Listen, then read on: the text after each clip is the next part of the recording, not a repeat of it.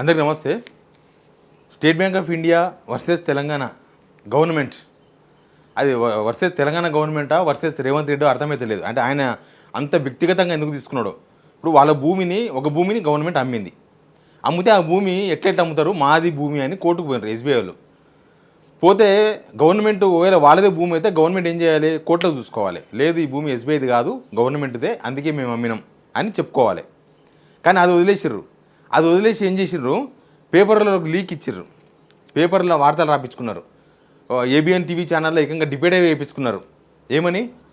ఇదంతా బీఆర్ఎస్ వాళ్ళ పని, బీఆర్ఎస్ వాళ్ళే చేసింది ఇది. ఎందుకంటే ఆ ఎస్బీఐ చైర్మను వనపర్తి మాజీ మంత్రి నిరంజన్ రెడ్డి బాగా దోస్తులు, ఆయనది కూడా వనపడితే ఎస్బీఐ చైర్మన్ది, కాబట్టి ఇదంతా జరిగింది అని పేపర్లో రాపించుకున్నారు. కానీ ఇంత బొక్క బోర్లో పడరు తెలుసా?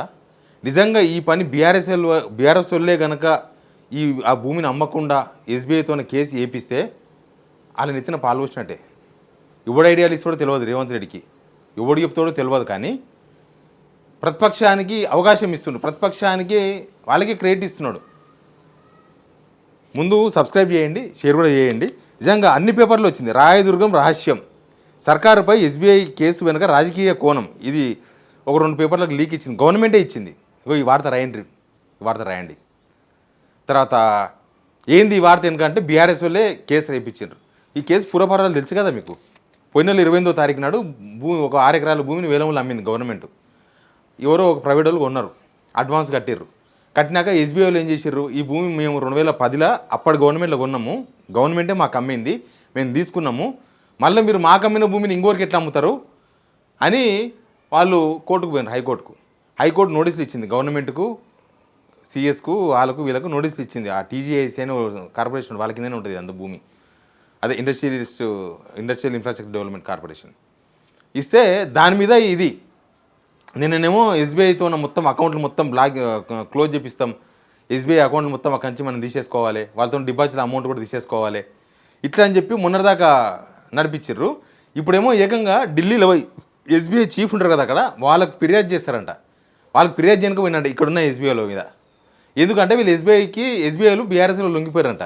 నయ్యం ఎస్బీఐ బ్యాంకే బీఆర్ఎస్ లేదని చెప్పలేదు, ఇంకా మంచిగుంటుండే. ఎస్బీఐ బ్యాంక్ బీఆర్ఎస్ లేదని చెప్తే ఇంకా గమ్మత్తుంటుండే బాగా. ఎస్బీఐ వాళ్ళు బీఆర్ఎస్ వాళ్ళు చెప్తే ఎస్బీఐ బ్యాంక్ ఉంటుందా?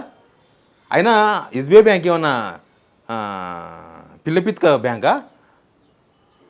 అది ఇంటర్నేషనల్ బ్యాంకు, మొత్తం దేశంలోనే ఫస్ట్ పెద్ద బ్యాంక్, అది ప్రపంచంలోనే టాప్ 10 బ్యాంక్. అది వాళ్ళకి తెలియదు వాళ్ళ భూమిని ఎట్లా కాపాడుకోవాలను. దానికి లింక్ పెట్టిర్రు. ఎస్బీఐ చైర్మన్ రాజకీయ నేత ఉమ్మడి రామాగా భావన, ప్రధాని ఆర్థిక మంత్రి ఆర్బీఐకి ఫిర్యాదు చేసే యోచనలో గవర్నమెంట్, రేవంత్ రెడ్డి అందుకే పోయినట్ట. ముంబై నుంచి ఢిల్లీకి కేంద్రంతో చర్చించే ఛాన్స్. వాళ్ళు పేపర్కి లీక్ ఇచ్చిన దానిలో కూడా వాళ్ళు అంగీకరించారు ఇది ఎస్బీఐ భూమే, అయితే మేము అమ్మకన్నా ముందే ఎస్బీఐలతో మాట్లాడితే సరే మాకు వేరే భూమి ఇవ్వండి, ఇది అమ్మేసుకుంటారని చెప్పిండ్రు. కానీ మళ్ళీ ఇప్పుడు కోర్టుకు పోయినరు. ఎందుకు కోర్టుకు పోయినారంటే బీఆర్ఎస్ వాళ్ళే వీళ్ళకి చెప్పి కోర్టుకు పంపించిండ్రు, అందుకే వాళ్ళు కోర్టులో కేసు వేసిండ్రు. ఎస్బీఐ వాళ్ళు చాలా అమాయకులు అన్నట్టుగా వాళ్ళు ఇచ్చిన లీకుడు వార్త సారాంశం. మళ్ళీ వాళ్ళు అంతకుముందు వేరే భూమి ఇవ్వండి, ఆల్టర్ భూమి ఇవ్వండి, మాకు వేరే భూమి ఇవ్వండి దీని బదులు అన్నప్పుడు ఏమైనా అగ్రిమెంట్ ఉందా గవర్నమెంట్ దగ్గర? గవర్నమెంట్ ఏమైనా అగ్రిమెంట్ రాసుకున్నదా? అసలు ఉంటే బయట పెట్టండి. అయినా ప్రభుత్వము అసలు ప్రజలకు చెప్పాలి కదా సమాధానం. ప్రజలకు చెప్పకుండా ఏదో పేపర్లకు లీకులు ఇచ్చి లేకపోతే ఏదో ఆంధ్రజ్యోతిలో ఒక డిబేట్ పెట్టిస్తే మీ పరివే పోయేది. రేవంత్ రెడ్డి పర్సనల్గా తీసుకున్నాడంటే ఈ విషయాన్ని, ఆయన పర్సనల్గా తీసుకుంటే తెలంగాణ సమాజం మొత్తం మీద ఎఫెక్ట్ పడాలనా? తెలంగాణ ప్రభుత్వము ఎస్బీఐతో కొట్టాడాలనా? ఆయన పర్సనల్ ఉంటే ఆయనకి ఏమన్నా, ఆయనకు కానీ వాళ్ళ ఫ్యామిలీ మెంబర్స్కి ఎవరికైనా ఎస్బీఐలో అకౌంట్స్ ఉంటే విత్డ్రాల్ చేసుకోమనండి, ఇబ్బంది ఏం లేదు. ఆయన డిపాజిట్లు ఉంటే అవి కూడా విత్డ్రాల్ చేసుకోండి. అది ప్రజల బ్యాంకు, అది ఆ విషయం మర్చిపోతే ఎట్లా? నేను అందుకే అంటున్నా, ఈ విషయం బీఆర్ఎస్ వాళ్ళకు మంచి అవకాశం ఇచ్చారు.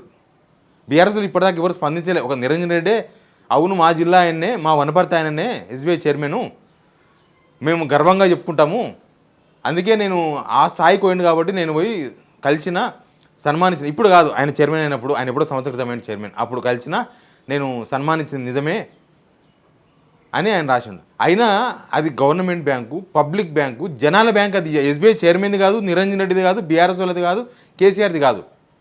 మళ్ళా పబ్లిక్ దానిలో ఆ భూమి షేర్లలో జనాల షేర్ కూడా ఉంటుంది.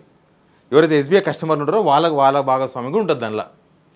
ఇప్పుడు నిజంగానే ఎస్బీఐ భూమి అమ్మకుండా ఎస్బీఐతో కేసు ఇప్పించింది బీఆర్ఎస్లో అయితే నా దృష్టిలో అయితే చాలా గ్రేట్ థింగ్, అది చాలా గొప్పది. జనాల దృష్టిలో కూడా చాలా గొప్ప విషయం. వాళ్ళు క్లైమ్ చేసుకుంటలేరు బీఆర్ఎస్ వాళ్ళు.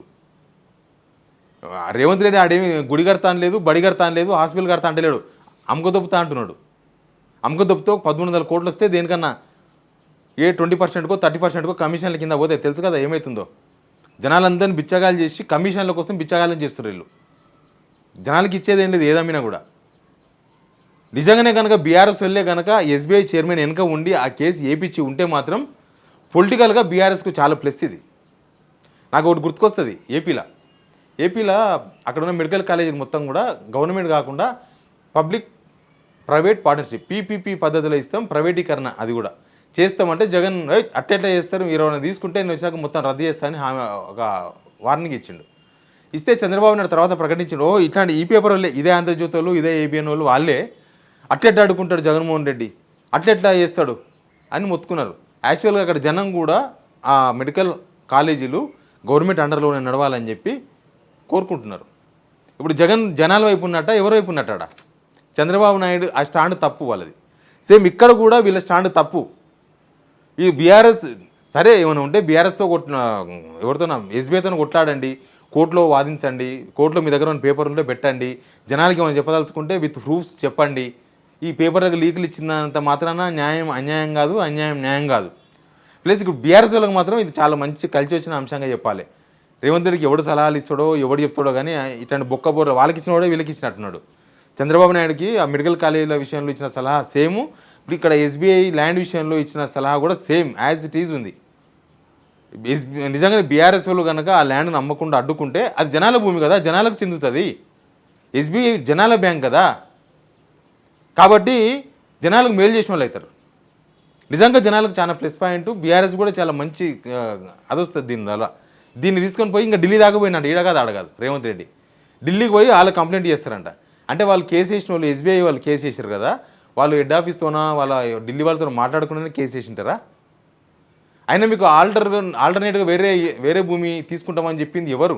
ఎస్బీఐలో క్లర్క్ చెప్పిండా, ఎస్బీఐలో అటెండర్ చెప్పిండా, ఎస్బీఐ ఏదో బ్యాంక్ మేనేజర్ చెప్పిండా, రేవంత్ రెడ్డికి ఏమైనా తెలిసిన బ్యాంక్ మేనేజర్ ఆయన చెప్పిండా, ప్రభుత్వం ఏమైనా అగ్రిమెంట్ ఉందా, మరి మేము భూమి అమ్ముకుంటున్నాము మీకు వేరే ఇస్తామంటే ఎస్బీఐ ఒప్పుకున్నట్టుగా పేపర్ ఉందా బ్యాంక్ దగ్గర ప్రభుత్వం దగ్గర? ఏ విషయం ఎక్కడ పొందనలేదు. కానీ ఈ విషయంలో మాత్రం బొర్ర పడ్డాడు రేవంత్ రెడ్డి అండ్ గవర్నమెంట్. ఆ సీనియర్ మినిస్టర్ వాళ్ళని సలహాలు ఇవ్వచ్చు కదా, 17 మంది సలహాదారులు ఉన్నారు రేవంత్ రెడ్డికి, వాళ్ళని సలహాలు ఇవ్వచ్చు కదా, ఇది తప్పు అవుతుంది, ఇది బీఆర్ఎస్ వాళ్ళకి ప్లస్ అవుతుందని.